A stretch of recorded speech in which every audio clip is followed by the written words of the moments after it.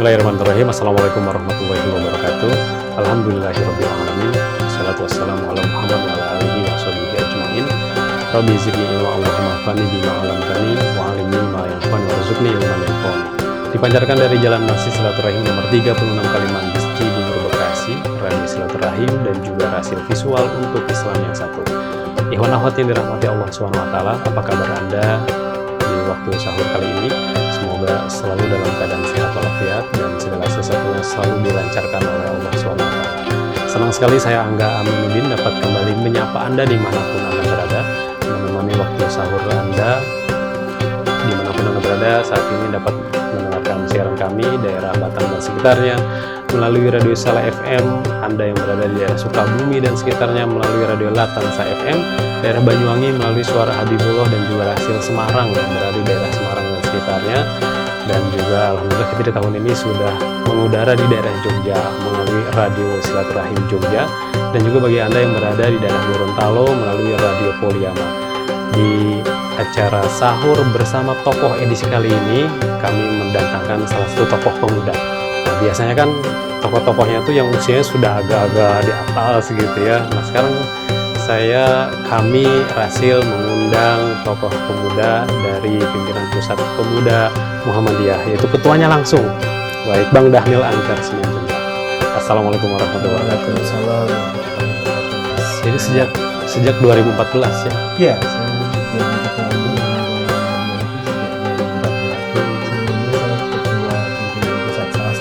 Iya. Ada ketua umum, ada ketua. Berarti periodenya 5 tahun ya? Periodenya 4 tahun. Oh, 4 tahun. Pemuda Muhammadiyah itu 4 tahun. Saya 2014 sampai dengan 2018 akhir. Kenapa nggak disamain sama presiden 5 tahun? Jadi Pemuda Muhammadiyah itu kan organisasi kader ya. Iya.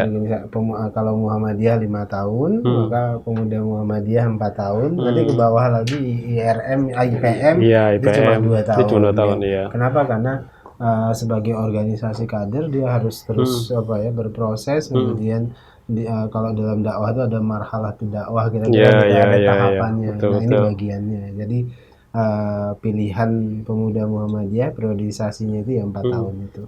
Baik, aktivitasnya bagaimana nih Bang Dhanil? Kayaknya sibuk banget kayaknya.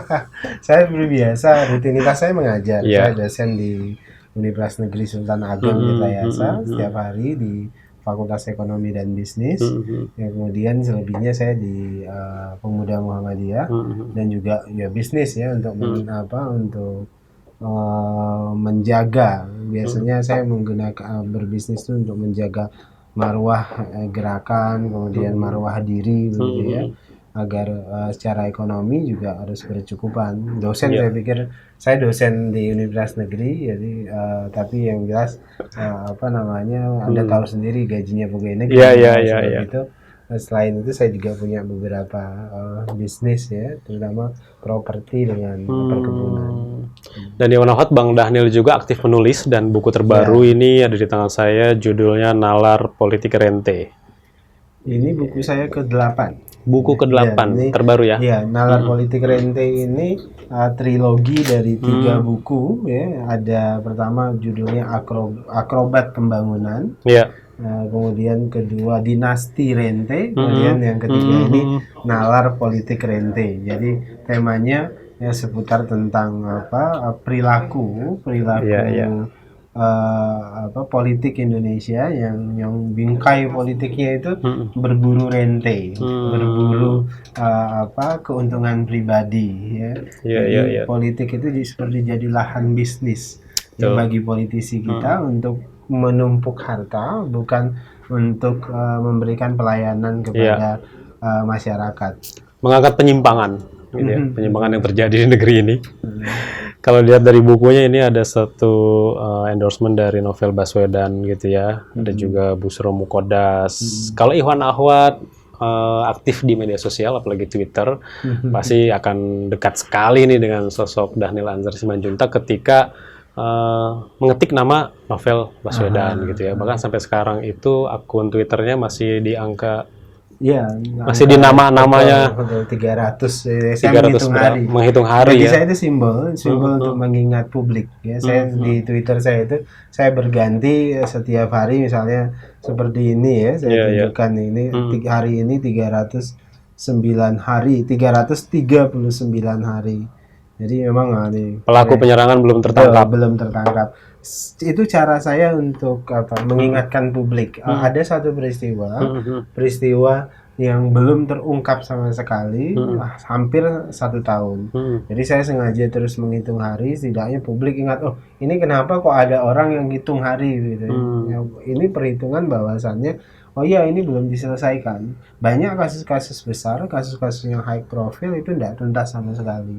Nah walaupun saya diledek, ngapain sih ngitung hari, tapi bagi saya sebagai sebagai simbolisasi movement, gerakan itu penting. Nah, kenapa saya memberikan perhatian khusus kepada novel?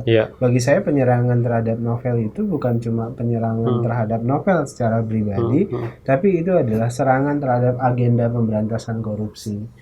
Tambah lagi, secara pribadi saya dengan novel tentu punya hubungan baik ya, sahabat saya. Novel, coba Anda perhatikan, novel itu diserang pada saat subuh. Satu kebiasaan novel yang tidak pernah berubah. Yang novel itu adalah penyidik KPK yang terbiasa merubah pola beraktivitas untuk menghindari serangan teror. Dia biasanya kalau pergi ke kantor tidak sama dari satu jalan gitu. Besok bisa berbeda, kendaraannya juga bisa berganti, bisa naik ojek, bisa bawa mobil, kadang bisa naik taksi, macam-macam dia berubah. Tapi satu yang tidak pernah berubah dari novel dan itu tidak mungkin dia rubah, apa? Sholat di masjid. Sholat di masjid. Jadi, dan itu dibaca oleh pelaku. Jadi subuh novel pasti ke masjid. Nah itu memberikan saya yang punya spirit sama, bagi kami sholat subuh ke masjid itu penting sekali. Terus terang saya mungkin kita banyak dari kita tidak mungkin 5 waktu bisa sholat ke masjid, tapi subuh bagi saya secara pribadi itu jadi simbolisasi penting, silaturahim dan segala macam. Selain kewajiban ya. Betul. Jadi simbol-simbol pemaknaan dari situ kan juga penting. Nah bagi saya novel punya kesalehan pribadi yang tinggi sekali. Nah itulah yang kemudian jadi kekuatan dia dalam pemberantasan korupsi. Saya punya keyakinan orang yang bertauhid tinggi itu nggak akan pernah takut dengan apapun, dan orang yang bertauhid tinggi itu nggak akan pernah kalah dalam pertempuran apapun, karena bagi kita walaupun yang dilawan itu besar begitu, maha kuat, kekuatan besar, orang bertauhid itu tidak pernah merasa kalah. Musa dulu juga kalau dipikir secara rasional tidak mungkin bisa mengalahkan Firaun. Tapi apa yang membuat Musa terus melawan? Tauhidnya kepada Allah Subhanahu wa taala. Itulah kemudian sampai saya bikin puisi untuk mengekspresikan pentingnya tauhid. Kami di Muhammadiyah sering sebutnya tauhid yang murni. Orang yang bertauhid dan yang murni, anak muda yang bertauhid yang murni, dia nggak takut apapun. Yang dia takut cuma satu, Allah Subhanahu wa taala. Itu aja. Baik. Kalau misalkan suara novel Baswedan itu sudah menemani Iwan Ahmad di siarannya Rasil, nah ini ada temennya sekarang gitu ya, tadi cerita tentang Bang Novel.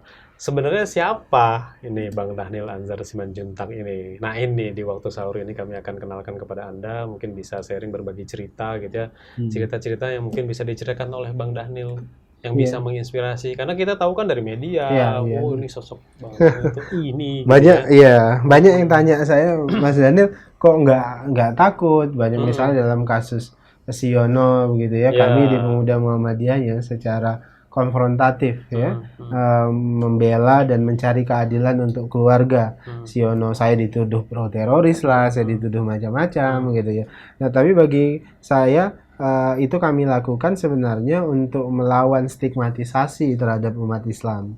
Umat Islam dituduh teroris lah segala macam. Nah di sisi lain yang kami lakukan dan saya lakukan bersama Pemuda Muhammadiyah untuk mencari keadilan, justru kami ingin melakukan deradikalisasi.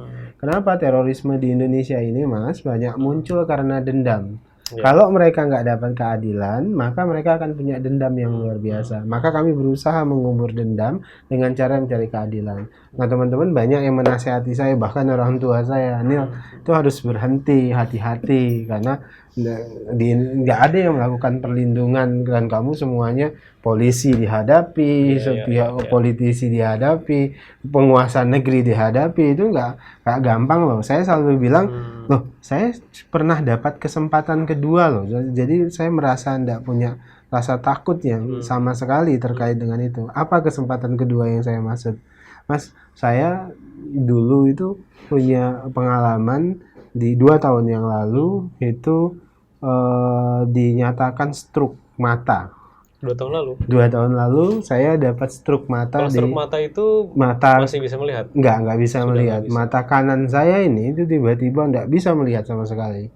Nah, kemudian masuk ke dokter Jakarta Center di sini di Menteng, di Menteng sana. Kemudian dokter menyatakan ini sulit untuk normal. Kemudian dokter bilang coba dibawa ke Singapura. Akhirnya saya dibawa ke Singapura. Di Singapura hal yang sama, ini sulit normal. Bahkan sama dengan vonisnya dokter di Jakarta Center, itu bisa menjalar ke mata sebelah kiri. Ke mata sebelah kiri ini bisa juga buta, tidak bisa melihat sama sekali. Jadi saya, kemudian keluarga saya, bapak saya, ibu saya, anak, istri saya itu semuanya stres dengan itu. Saya masih muda, kemudian dinyatakan bisa buta. Jadi itu 2 tahun yang lalu. Kemudian di Singapura saya seminggu, akhirnya karena tidak ada kepastian, akhirnya putuskan supaya saya tidak kembali ke rumah saya dulu di Tangerang. Saya diputuskan dibawa orang tua saya kembali ke kampung orang tua saya dulu di Binjai. Saya di sana ditinggal 4 orang tua saya sambil melakukan makan obat seperti biasa ya, usaha macam-macam secara medis semuanya, ikhtiar pengobatan. Nah, tapi ada satu kebiasaan yang saya lakukan begitu. Saya akhirnya karena aktivitas saya kan jalan sulit karena tidak bisa melihat, dan yang di kiri itu agak kabur. Tapi saya berusaha tetap ke masjid itu secara rutin. Kemudian dalam setiap sholat saya cuma berdoa satu hal saja. Apa? Yang saya doakan itu, ya Allah, kalau saya punya kesempatan dan Engkau memberikan mukjizat-Mu, dalam bahasa Indonesia kira-kira begitu doa saya, maka berikanlah kesempatan kepada saya. Kalau saya bisa kembali normal, saya mau bekerja untuk agama-Mu, itu saja. Saya bilang begitu. Hampir setiap doa saya itu Mas Angga. Jadi saya bacakan doa setiap sholat fardu, sholat sunat, tahajud saya itu. Karena saya stres sekali, frustasi sekali, maka doa itu yang selalu saya panjatkan. Dan saya kalau malam itu tidur takut. Kenapa? Saya takut ketika saya membukakan mata, saya nggak bisa ngelihat lagi. Bahkan ada satu kejadian pada saat malam, terbangun saya tengah malam maksud saya, kemudian gelap sudah semuanya. Saya teriak seteriak-teriaknya di rumah itu, di rumah orang tua saya. Saya pikir saya nggak bisa ngelihat lagi. Saya teriak sekuat-kuatnya, kaget. Kemudian ternyata tiba-tiba masuk dari luar, hidupin lampu. Ternyata mati lampu, Mas. Jadi bukan ternyata lampunya mati. Tapi karena saya takut, saya pikir saya udah buta. Jadi itu saya rasakan hampir 3 bulan. Jadi doa itu terus saya panjatkan. Di bulan kedua itu pelan-pelan mata kanan saya ini itu bisa ngelihat pelan-pelan sampai bulan kedua. Itu mata saya normal. Berapa lama sampai normal? 3 bulan. Jadi mata saya normal. Itu aja doa. Nah, itulah yang kemudian saya bilang, loh, saya seperti ada perjanjian primordial kedua gitu lah. Misalnya kan ada, saya buat janji kepada Allah, dan kemudian janji itu seolah-olah ditagih langsung, Mas. Ditagih dari mana? Saya tiba-tiba ada perempuan yang ngadu ke Muhammadiyah yang namanya Suratmi itu. Suratmi itu ngadu, jadi waktu itu saya belum normal sedemikian rupa, tapi saya sudah kembali ke Jakarta. Langsung ketika sudah ngadu itu saya nggak ada pikir apa-apa, saya cuma jangan-jangan ini langsung tagihan. Tagihan itu langsung dikirim Allah gitu. Nah, akhirnya orang tua saya semuanya mereka menghalangi itu, hati-hati. Saya bilang, saya nggak ada yang bisa menghalangi saya sekarang gitu. Saya dapat kesempatan kedua. maka saya kerjakan. Nah. Hal yang sama itu juga lah kemudian terjadi ketika novel diserang. Nah, saya waktu itu dikontak istri novel, kemudian saya dengan Pak Buso datang ke tempat novel di rumah sakit. Nah, itu kenapa novel dibawa ke Singapura, karena pengalaman itu yang saya ceritakan, yang diminta novel ke saya ketika kumpul keluarganya, Mas cerita apa, cerita saya yang tadi di novel ingin menyampaikan kepada keluarganya, jangan takut, ada Allah gitu ya, ada Allah yang pasti bantu kita. Kalau kita berbuat baik, pasti Allah bantu kita. Itu yang saya selalu kagum dengan novel ya, kepercayaan. Dan saya berusaha belajar tentang itu, dan banyak orang-orang yang belajar bahwasannya kekuatan yang maha dahsyat itu, kalau kemudian kita percaya dan menyerahkan diri sepenuhnya, pasti ditemani dan dibantu. Nah, Bang, dapat pendidikan apa dari keluarga sehingga punya karakter dan kepribadian yang sekarang? Bapak saya itu pengusaha ya, dari kecil apapun beliau lakukan. Nah, ibu saya orang desa dari Aceh, bapak saya orang Batak, ibu saya orang Aceh.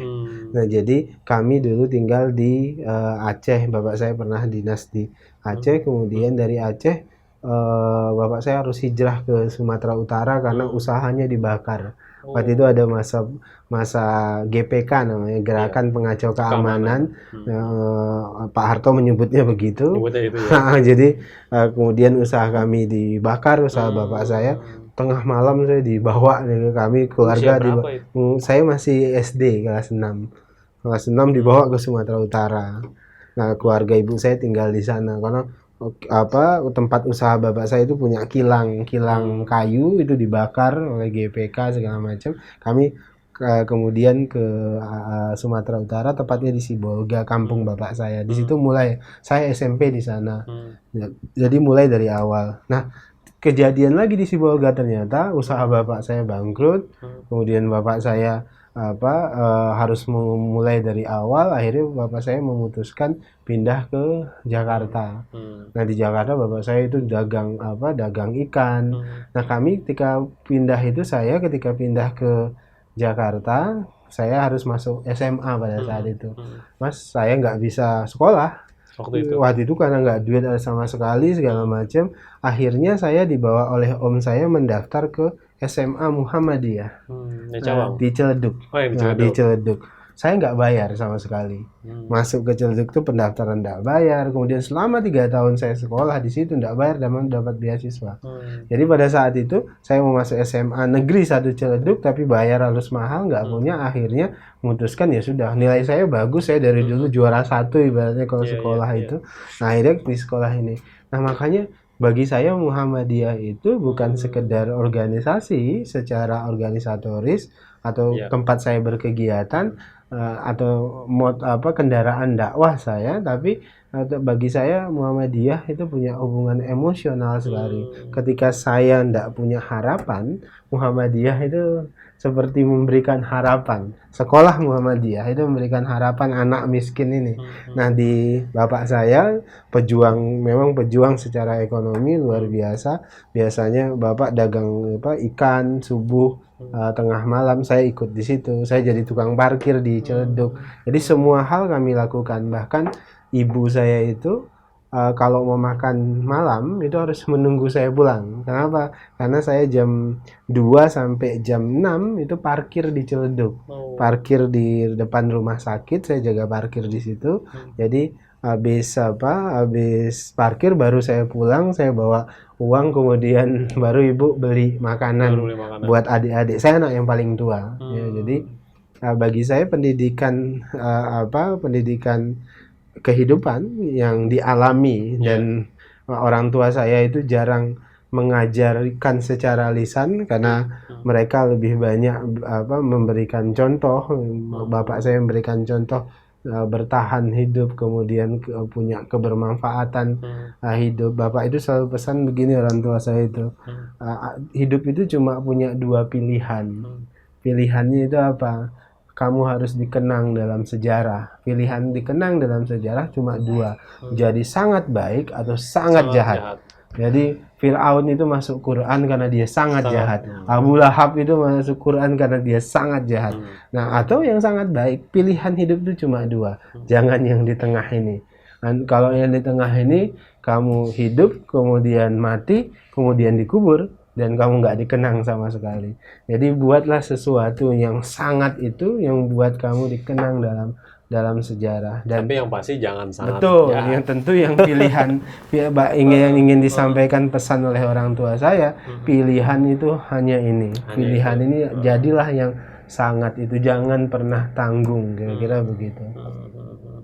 Lalu yang dilihat dari Bang Daniel sekarang pergerakan sosialnya Muhammadiyah itu dari masa awal ya, masa awal kayak Haji Ahmad Dahlan, lalu masa yang terpengaruh oleh masa politiknya Orde Lama, Orde Baru, gitu, reformasi, dan sekarang era milenial. Perbedaannya apa?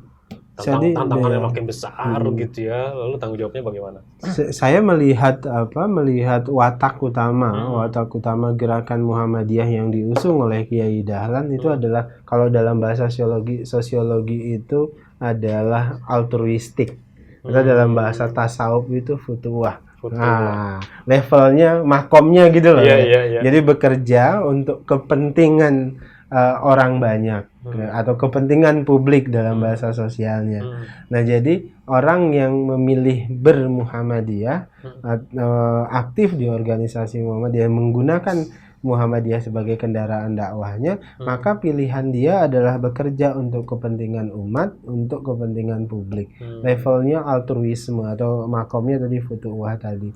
Nah, maksudnya apa? Kiai Dahlan memulai gerakan ini dengan semangat bagaimana agar Islam hadir di tengah masyarakat sebagai solusi. Nah, pada saat abad 19 yang lalu itu, 1912, yang tergambar oleh Kiai Dahlan, agama yang dibawa pada saat itu tidak ditampilkan sebagai solusi, sebagai pencerahan, sebagai instrumen berkemajuan yang membuat maju peradaban, tapi agama justru digunakan sebagai alat mengeksploitasi.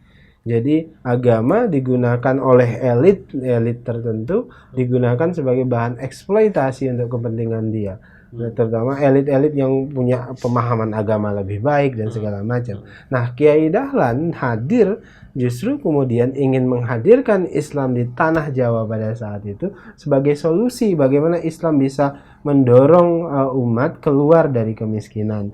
Bagaimana Islam bisa mendorong umat keluar dari kebodohan dan sebagainya. Maka kemudian pilihan dakwah Kiai Dahlan itu adalah pilihan dakwah kebudayaan. Kebudayaan maksud saya adalah ketika Hos Cokro Aminoto atau tokoh-tokoh yang lain memilih jalur politik, Kiai Dahlan memilih jalur kebudayaan. Melalui apa? Melalui pendidikan, melalui kesehatan, dan pemberantasan kemiskinan. Ini yang dilakukan Kiai Dahlan. Bukan berarti kemudian Kiai Dahlan tidak peduli dengan politik. Keliru. Justru Kiai Dahlan tetap aktif di SI, di Budi Utomo. Nah, tapi Kiai Dahlan melihat ada yang absen dalam kerja-kerja kebudayaan jangka panjang. Karena orang-orang yang memilih bekerja di kebudayaan pasti harus sabar, karena ini pekerjaan jangka panjang. Pendidikan itu adalah pekerjaan jangka panjang, kesehatan itu pun demikian, berbeda dengan politik. Nah, tapi pesan yang ingin disampaikan Kiai Dahlan, instrumen politik itu akan tetap menjadi instrumen eksploitatif kalau kemudian kita tidak memperbaiki pendidikannya, kesehatannya, dan kesejahteraan ekonominya. Nah, pilihan dakwahnya itu di sini, artinya membela mustadafin. Maka kenapa ayat yang paling berpengaruh atau surat yang paling berpengaruh di Muhammadiyah dan banyak diajarkan oleh Kiai Dahlan itu adalah surat Al-Ma'un dengan surat Al-Asr, yang kemudian kita kenal sebagai teologi Al-Ma'un, kita kenal sebagai teologi Al-Asr. Al-Ma'un adalah simbolisasi kepedulian sosial, bagaimana agama itu bisa bermanfaat dan kemudian melepaskan umat dari kemiskinan. Nah, bagi Kiai Dahlan, agama itu adalah amal. Agama itu adalah amal saleh, sama dengan ketika menerjemahkan surat Al-Asr itu. Kalau istilah Buya Hamka dalam tafsir Al-Azhar itu menyebutkan kalau kita baca Al-Asr itu setidaknya ada 4 pesan utama. Pertama, pesan keimanan, tentang pesan waktu ya, pesan waktu, dan di situ ada dimensi keimanan. Kemudian kedua, pesan amal saleh, wa tawassau bil haq wa tawassau bil sabr, itu adalah pesan tausiah kebenaran dan tausiah kesabaran. Nah, itu pesan yang ingin disampaikan dalam Al-Asr itu. Nah, di situ bagi Muhammadiyah itu sudah mencakup instrumen dan cita-cita berkemajuan. Cita-cita mau maju itu gimana? Lihat waktu, manfaatkan waktu sebaik mungkin untuk apa? Untuk beramal saleh. Amal saleh itu apa? Ilmu pengetahuan itu adalah amal saleh. Maka untuk maju kita harus menghidupkan ilmu pengetahuan, kita harus menghidupkan iptek. Nah, setelah itu apa? Kita masuk pada semangat tausiah kebenaran, wa tawassau bil haq itu tadi. Jadi sampaikan kebenaran, amar ma'ruf nahi mungkar. Jadi semangat itu harus terus dihidupkan. Nah, setelah menyampaikan kebenaran, ya harus bersabar, harus bertoleransi. Tidak semua orang bisa menerima kebenaran. Tidak semua orang bersepakat dengan kita. Nah, saat itulah kita harus bertoleransi dan punya semangat dialektika. Nah, bagi saya Muhammadiyah bekerja di ruang ini, ruang kebudayaan. Nah, kalau dalam sejarah kemudian Muhammadiyah bersinggungan dengan politik, misalnya dulu dengan Masyumi, Muhammadiyah jadi motor Masyumi. Bahkan terakhir ini di sini misalnya bersinggungan dengan anak muda Muhammadiyah pernah bikin PMB. Nah, sekarang banyak tersebar di mana-mana. Saya pikir itu adalah bagian yang tidak bisa dilepaskan. Memang kerja-kerja kebudayaan pasti akan bersinggungan dengan kepentingan politik. Tetapi yang tidak boleh dilakukan menurut saya adalah menggunakan Muhammadiyah itu sebagai kendaraan politik. Itu yang berbahaya. Tadi menarik ketika bahas tentang konsepnya Kiai Dahlan dan juga teologi Al-Ma'un, teologi Al-Asr, muncul juga konsep selain tauhid rububiyah, tauhid uluhiyah, muncul tauhid sosial. Nah, ini kan kaitannya dengan masyarakat. Namun ketika bicara tauhid juga fakta membenturkan akhirnya gitu ya, ketika Islam ini dipahami oleh masyarakat Indonesia berdasarkan sosok. Kalau menurut kiai ini Islam tuh begini, fikih tuh begini. Tapi ada kiai lain juga yang mengatakan enggak, Islam tuh begini, fikihnya begini. Nah, ini jadi permasalahan juga ketika kita ingin bersama-sama gitu ya, membangun sosial kemasyarakatan, keislaman yang baik, tapi dibunurkan dengan permasalahan fikih, permasalahan beda pandangan. Nah, Muhammadiyah menyikapinya gimana tuh? Itulah Mas Angga, saya melihat sosok Kiai Dahlan itu visioner sekali. Bayangkan ada kiai tahun 1912 itu sudah mikirin ada organisasi perempuan Islam. Jangankan yang di Indonesia, Muhammad Abduh saja sebagai tokoh pembaruan Islam itu nggak pikirin ada organisasi perempuan. Dunia Islam waktu itu. Kiai Dahlan di Indonesia itu mikirin itu. Yang namanya Aisyah itu, bahwasannya pendidikan peradaban itu dimulai dari perempuan. Saya mau katakan apa? Melihat ada orang, kita mendengarkan pemahaman agama dari tokoh segala macam. Karena ada absensi apa? Absensi pendidikan, ada absensi nalar, akal sehat. Nah, karena akhirnya beragama itu dilakukan secara dogmatis, kemudian taklid, istilahnya gitu. Kan itu yang terjadi. Kenapa mereka mengalami itu? Karena pendidikan. Nah, itulah kenapa pilihan Kiai Dahlan, kalau saya suka menggunakan istilah saya, Kiai Dahlan itu jalan dakwahnya adalah jalan dakwah nalar ilmiah. Nalar ilmiah apa? Kiai Dahlan ingin menghadirkan generasi Islam yang merawat akal sehatnya. Dia menjadi generasi Islam yang otonom pemikirannya. Otonom pemikirannya itu adalah hadir akal sehatnya itu. Jadi dia bisa menyaring, dia punya tradisi belajar. Kalau orang tradisi belajar itu dia nggak akan taklid pasti. Dia tidak akan punya referensi tunggal. Kenapa? Karena dia pasti selalu ingin tahu, mengembangkan pengetahuannya. Nah, maka jalan yang harus kita pilih dalam memahami agama seperti itu trennya seperti itu, jalan pendidikan, Mas. Maka cerdaskanlah orang-orang Islam. Ketika mereka cerdas, mereka akan terbiasa dengan perbedaan. Iya. Misalnya begini, saya terakhir misalnya ada pelarangan cadar di universitas. Yang Iya. melarang universitas loh, Mas. Islam. Pada Islam lagi. Islam lagi. Dan itu bagi saya konyol. Kenapa konyol? Pertama, dari sisi universitas, dia sudah mencerabut watak universitas. Universitas itu tempat universalitas.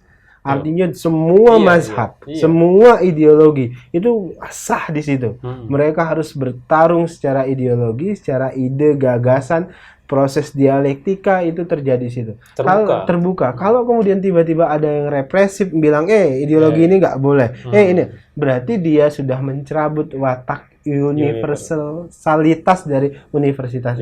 Saya kaget kok ada seorang profesor akademisi punya tindakan represif di universitas.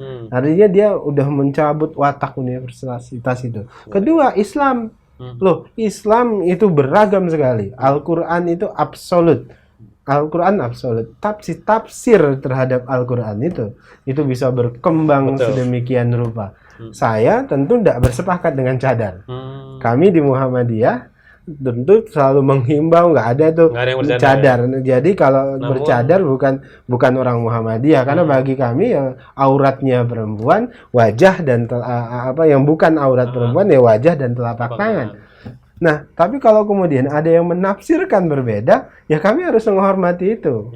Kalau kami tidak sepakat dengan itu, pilihannya apa? Pilihannya dialektika, dialog. Nah, tradisi dialog itu hanya bisa lahir dari orang-orang yang merawat nalar ilmiahnya, yang terdidik. Nah, itulah kenapa tradisi umat Islam yang diajarkan Kiai Dahlan melalui pendidikan. Nah, sekarang Mas Angga, yang absen di negeri kita ini itu adalah tradisi dialog.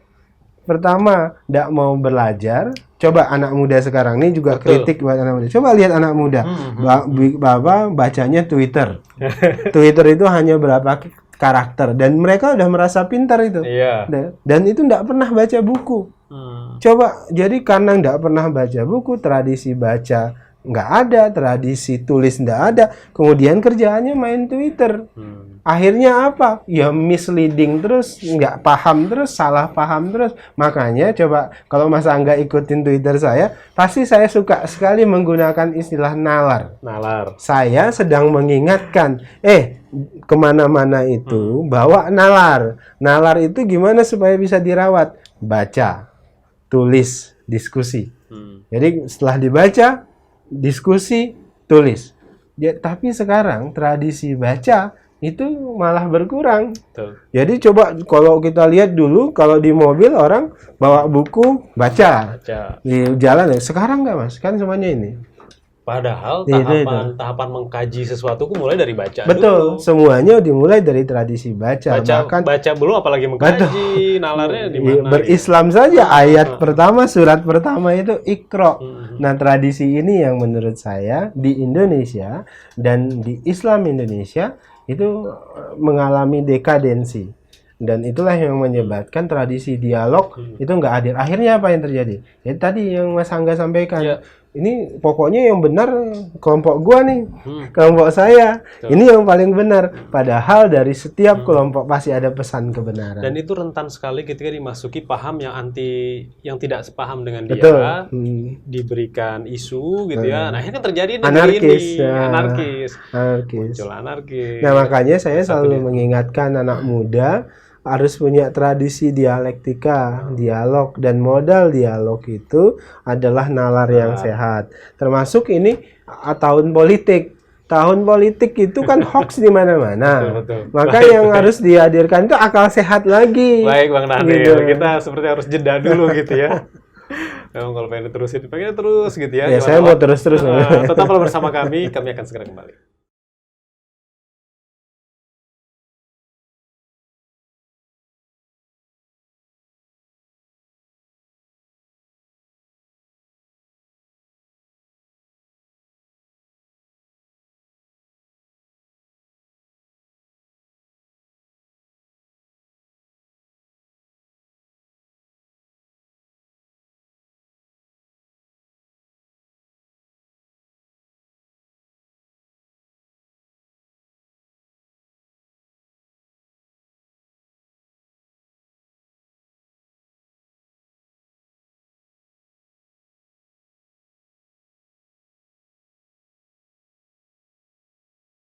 yang ke-8 gitu ya. Bang Dhanil lahir di Pematang Jaya, Langkat. Nah, 10 April. Iya. Bener-bener masih muda Iwan Ahmad. Tahun 82 nih lahirnya. Gitu ya, beliau dosen, pengusaha juga gitu ya, penulis juga dan aktif di organisasi Muhammadiyah sudah cukup lama ya. Iya, saya Dari sejak kecil ya. Ya kecil ya. Saya sejak kecil itu punya pengalaman begini. Ini juga nanti tentang dialog ya. Jadi saya punya pengalaman kecil itu ada di kampung saya itu, saya tinggal kecil itu di Aceh, di Kuala Simpang, Aceh Timur dulu, sekarang Aceh Tamiang. Nah, jadi sekali di rumah saya ini rumah saya, di sini ada masjid besar itu, di sini ada langgar. Langgar itu musola kecil gitu. Nggak kecil. Nah, biasanya kami kalau anak-anak kecil, anak-anak SD kelas 5, kelas 4 begitu, sholat kan biasa ke masjid maghrib terutama, rame-rame. Nah, biasa anak kecil ini kalau sholat di masjid ini ribut, berisik, bercanda, gitu kan. Nah, bercanda, berisik, pasti ganggu. Nah, itu satu hari marbotnya marah, orang tua di situ marah, kami dimaki-maki, ini macam-macam lah, pokoknya menyakitkan hati. Jadi dari dulu ya kayak gitu ya, sekarang juga masih. Jadi kami dimaki-maki gitu oleh anak-anak itu, dimarah-marahin. Nah, kemudian sebagian besar teman-teman saya nggak berani ke masjid itu, nggak lagi ke masjid itu. Nah, tapi kemudian satu hari saya ada namanya Atuk. Kami manggilnya Atuk. Dia rumahnya di sini. Atuk itu kakek. Iya, Atuk itu kakek. Beliau nih setiap hari sholat jalan lewat rumah saya di Masjid Langgar ini. Padahal rumahnya di sini lebih dekat ke masjid ini, tapi dia ke Langgar ini. Nah, ini Langgar Muhammadiyah. Nah, Atuk ini asal lewat sini selalu ketemu saya karena saya ke masjid ini. Suatu hari saya nggak berangkat ke masjid kan. Nah, Atuk lewat, kok nggak ke masjid? Ayo dengan Atuk. Nah, akhirnya saya ikut Atuk ini. Saya itu masih kelas 4 SD. Nah, Atuk inilah kemudian ajak ke masjid ini di Langgar. Di Langgar itu kemudian apa yang dilakukan Atuk? Atuk itu nyuruh saya azan. Azan, kamu azan, kata Atuk ya. Udah bisa? Tuh, bisa waktu itu kan azan. Oh, saya senang sekali kan anak kecil ketemu mic gitu ya. Wah, senang sekali saya azan. Di sini dipercaya kan azan. Akhirnya azan saya di situ. Akhirnya besok setiap sholat berjamaah saya ke situ. Selalu bareng dengan Atuk ini. Atuk selalu azan gitu. Akhirnya Mas, apa yang terjadi? Saya merasa pengkaderan Muhammadiyah saya itu dimulai dari situ. Saya mau katakan apa? Atuk itu ramah sekali. Maka saya menilai Atuk ini ramah sekali terhadap anak kecil, dan dia memberikan kesempatan pada anak kecil yang ketika di masjid ini itu diusir, itu dibentak segala macam. Nah, saya mau katakan apa? Anak kecil, orang-orang yang dianggap nobody, itu kalau kemudian diberikan kesempatan, kemudian dididik, mereka bisa jadi somebody. Saya mau katakan apa? Pendidikan yang diberikan Atuk itu adalah pendidikan yang luar biasa. Atuk memberikan kepercayaan, Atuk memberikan kesempatan. Kepercayaan dan kesempatan itu membuat anak kecil ini percaya diri. Anak muda itu percaya diri. Nah, bagi saya di Indonesia dan umat Islam di Indonesia itu harus didorong seperti itu. Berikan kesempatan, berikan kepercayaan. Mereka akan mengembangkan diri mereka menjadi orang-orang yang lebih hebat. Dan ini cerita dari Atuk ini. Dan sekali lagi waktu itu saya kelas 4 dan itu saya merasa wah luar biasa gitu. Pengalaman luar biasa. Luar biasa. Saya masih ingat sampai sekarang. Udah punya anak berapa Bang Dhanil? Saya punya anak 4, istri 1. Istri 1 ya. Istri orang Sumatera juga. Istri saya orang Jawa, Jawa Tengah. Ya. Saya itu bapak mertua saya itu Kiai NU dari Cepu.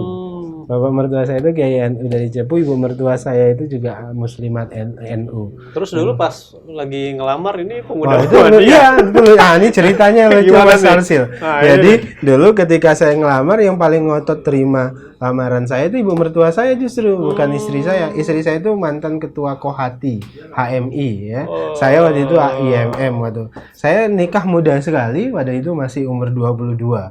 Nah, waktu itu kan doktrin nikah dini gitu ya. 22 tahun udah nikah Bang Dhanil coba. Saya nikah istri saya waktu itu umur 21. Nah, ketika saya lamar istri saya, ibu yang mau terima segera lamaran saya itu justru adalah ibu mertua saya.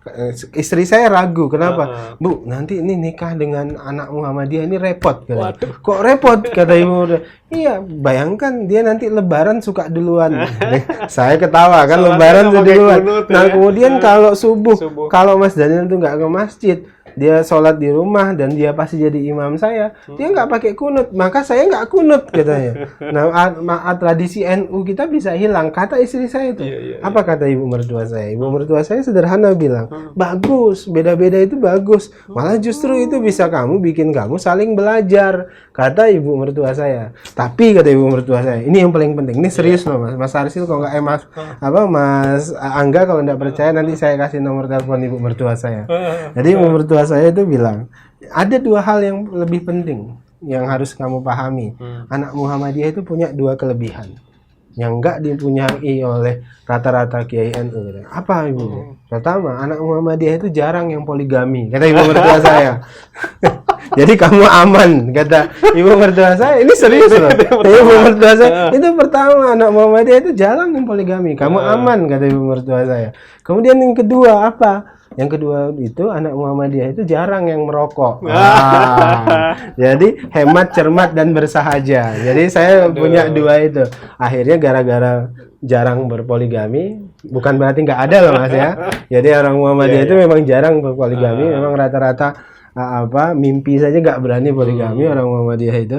Kemudian ini kayaknya nggak ada kultur ya? Nggak ada kultur. Ya itu kayak corporate culture ya. Jadi kalau corporate culture itu kayak kebiasaan saja gitu ya. Jadi jarang kayak. Kemudian kedua nggak merokok. Akhirnya gara-gara dua ini saya menikah dengan istri saya. Tapi kalau bapak mertua, saya nanti itu itu beda lagi ceritanya. Aduh, karena menarik sekali Pak.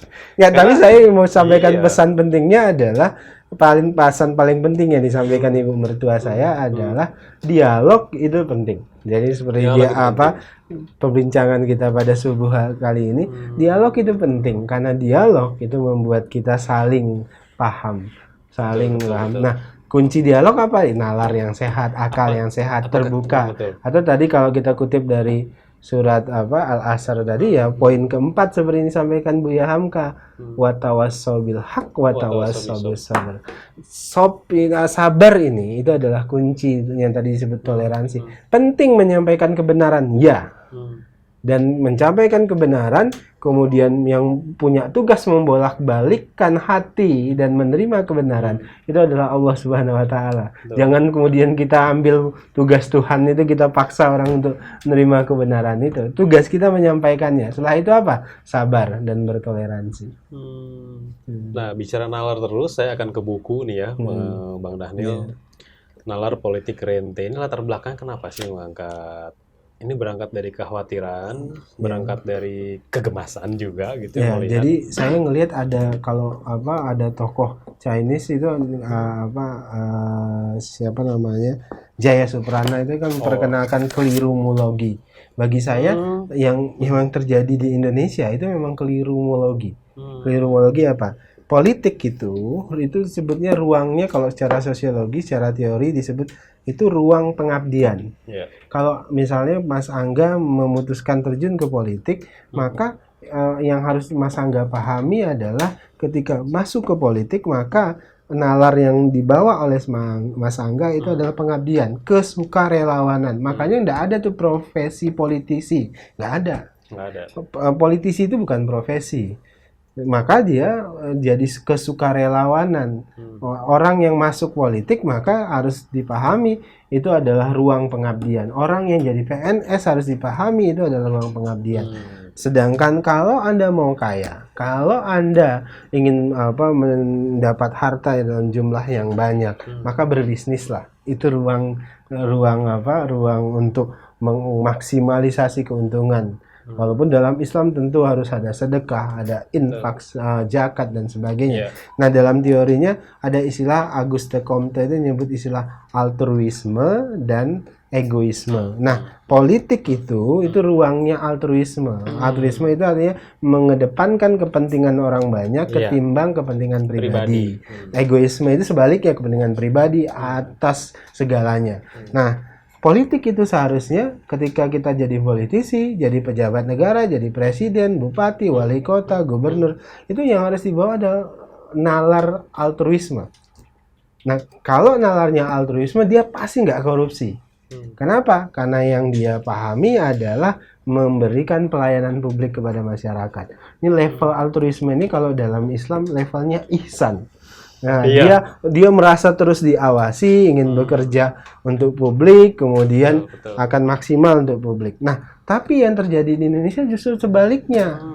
Nalar ketika orang masuk politik yang dibawa adalah nalar egoistik.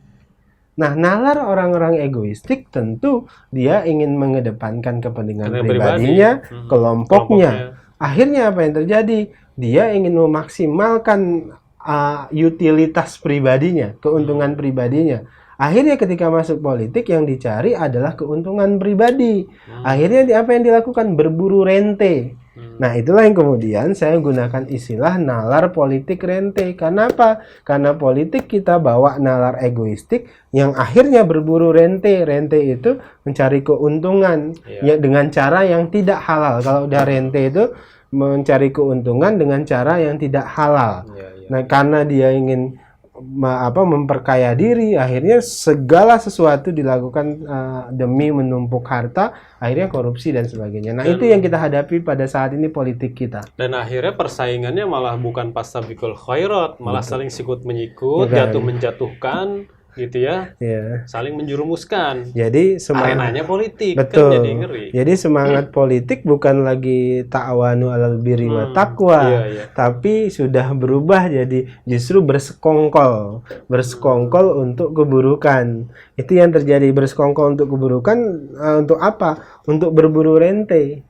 Jadi kita temukan, makanya kan dulu istilah ketika kita sebentar lagi nih di bulan Mei ini kan reformasi nih, bulan puasa ini kan reformasi. Nah, perlawanan utama ketika reformasi itu kan KKN. Kita sekarang kan jarang kita dengar istilah KKN, seringnya korupsi. Yang benar itu kan KKN itu ya lengkap ya, korupsi, kolusi, nepotisme. Kolusi dan nepotisme ini itulah persekongkolan itu.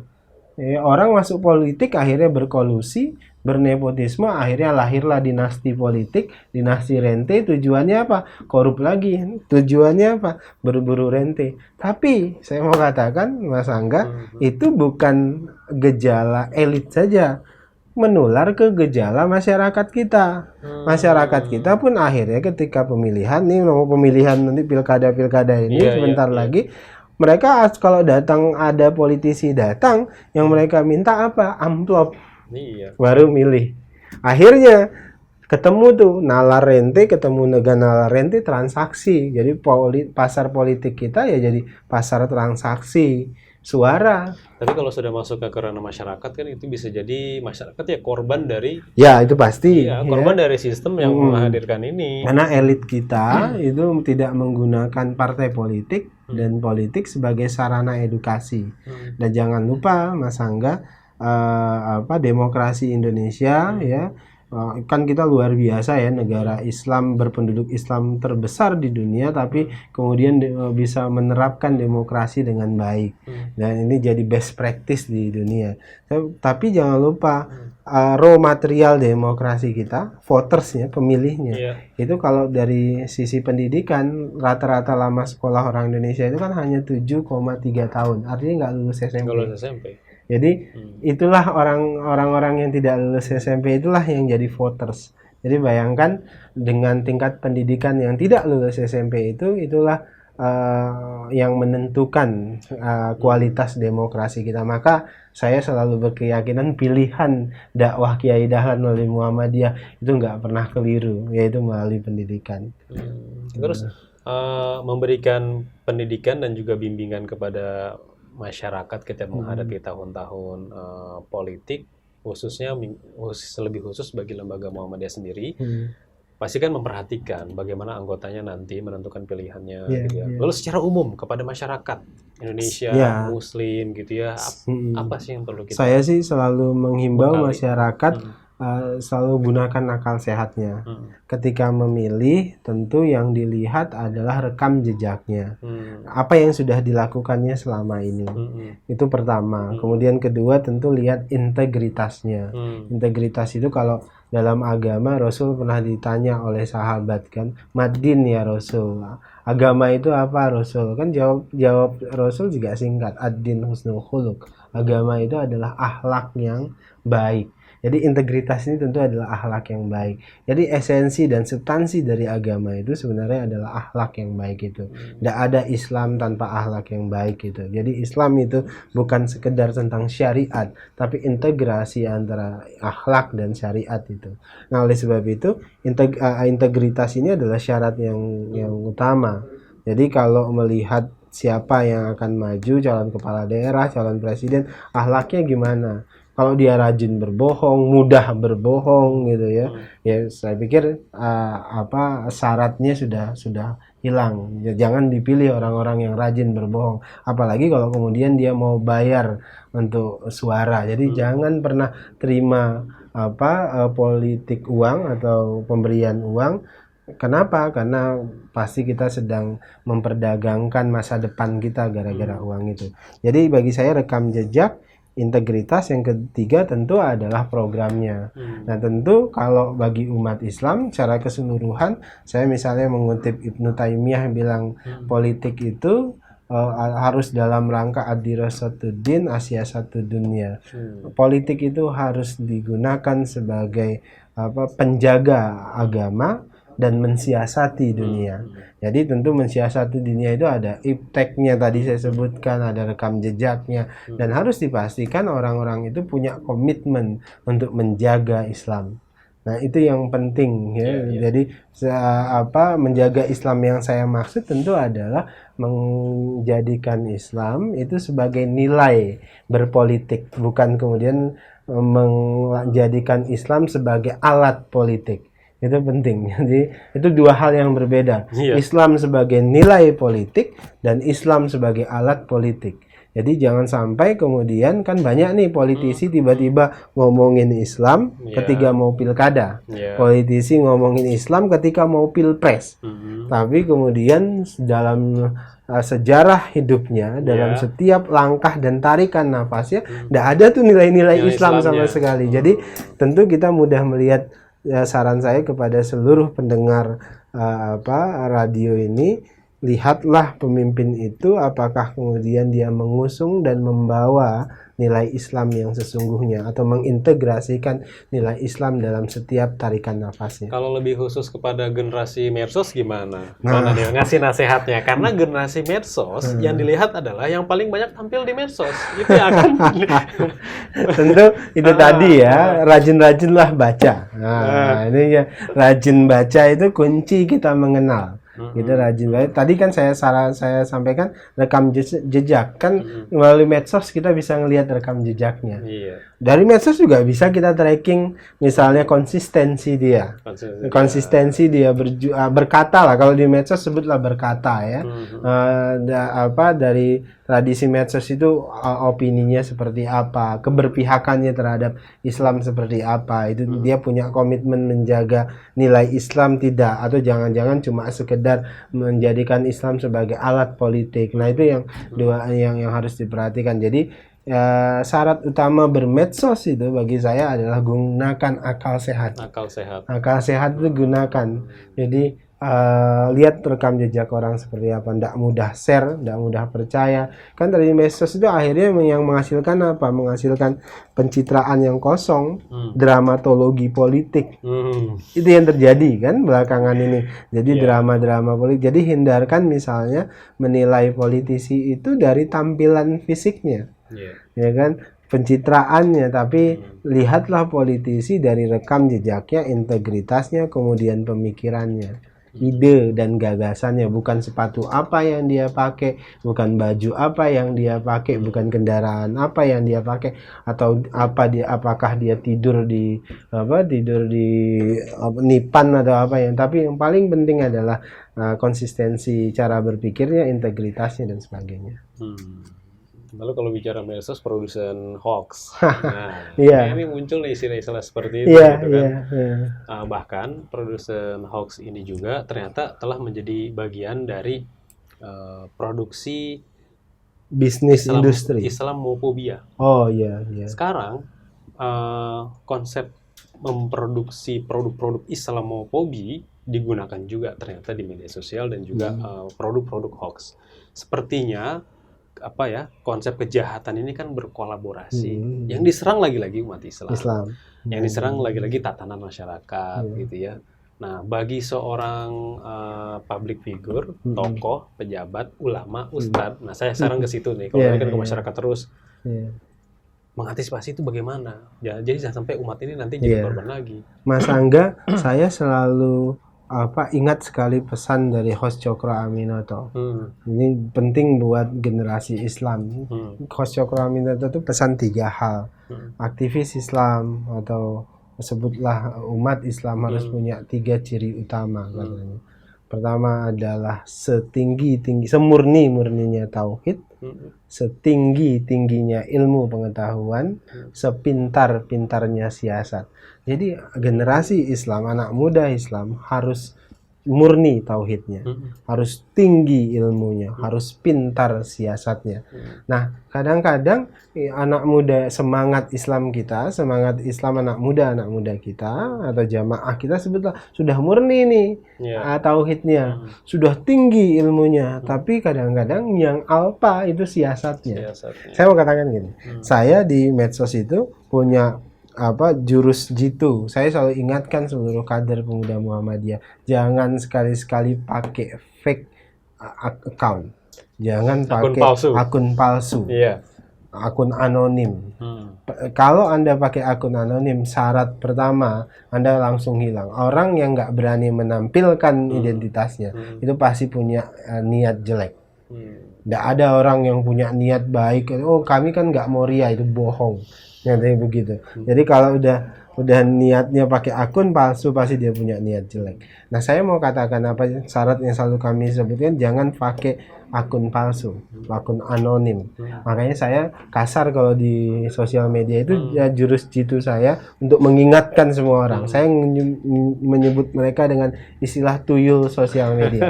Kenapa kerjaannya tuyul sosmed? Karena kita nggak tahu wujudnya, nggak tahu apa, tiba-tiba memfitnah, tiba-tiba seenaknya, tiba-tiba berpendapat tanpa peduli proses dialog, nggak paham apa-apa. Mereka, makanya kemudian saya menggunakan istilah tuyul sosial media, walaupun kemudian disebut ini kasar sekali mas semuanya. Itulah cara saya untuk mengingatkan. Ada orang yang diingatkan dengan cara berdialog, ada orang yang perlu kita ingatkan, karena ini era sosial media itu kita perlu gimmick narasi yang bisa mengingatkan orang ketika diingatkan langsung terpukul. Nah, oleh sebab itu saya selalu nyuruh jangan gunakan anonim, kemudian jangan sembarangan share, jangan sembarangan RT. Insyaallah saya terus berusaha menjaga itu. Nah, makanya produsen hoax ini sebenarnya bisa kita lawan kalau kemudian kita tidak terjebak dengan upaya mereka, terutama menebar hoax itu dengan tadi itu ingatkan mereka dengan narasi-narasi yang mungkin bagi mereka itu menyakitkan. Bagi saya penting untuk itu gitu. Penting bentuk perlawanan. Iya, itu bentuk kalau perlawanan. Dibiarkan malah mereka terus membagi buta. Nah, kenapa kemudian seolah-olah ada upaya ada gejala Islamofobia yang masif di sosial media. Nah, itulah yang kemudian memunculkan banyak akun-akun yang kemudian melawan itu. Sebenarnya akun-akun perlawanan. Nah, itu yang selalu saya ingatkan kepada teman-teman aktivis Islam, perlawanan itu pun tidak bisa dilakukan dengan fake news.